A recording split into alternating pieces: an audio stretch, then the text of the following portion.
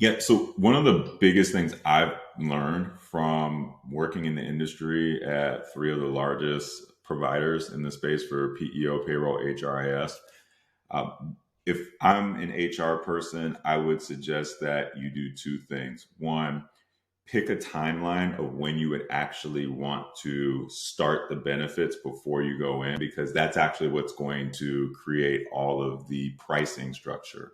So from quarter to quarter, the pricing may change. Month to month at some PEOs, the pricing may change, or even on the open market, just really depends. But so number one, if I'm an HR person, pick the start date. Number two, you want to give yourself enough time to vet the market, and you also want to give yourself enough time for implementation. So let's say we want to start December 1st, then I want to make a decision if I can by October 15th.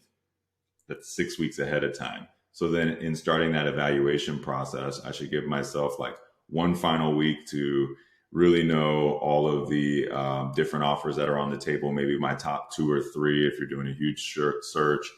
So that would walk you back into the first week of October. And then prior to that, submitting all the forms, getting all the pricing back, seeing if you qualify, give yourself 2 to 3 weeks. So really, if you're looking to start in December, it's best to start the evaluation in September, mid-September, start having your first calls. Or, like what we do with our teams is we have an initial intake call, and then generally we collect all the data and do some of those points for them. But it will take, depending on the PEO, you want to add for every PEO you put in about 5 to 7 hours if you decide to have a first meeting with the rep, collect the data and information, and also do a demo. So every PEO is about 5 to 7 hours plus the base of about 20 or 30 hours of work, all in from research phase to we ran our first payroll in the new system. So timeline is probably the biggest thing you can pay attention to.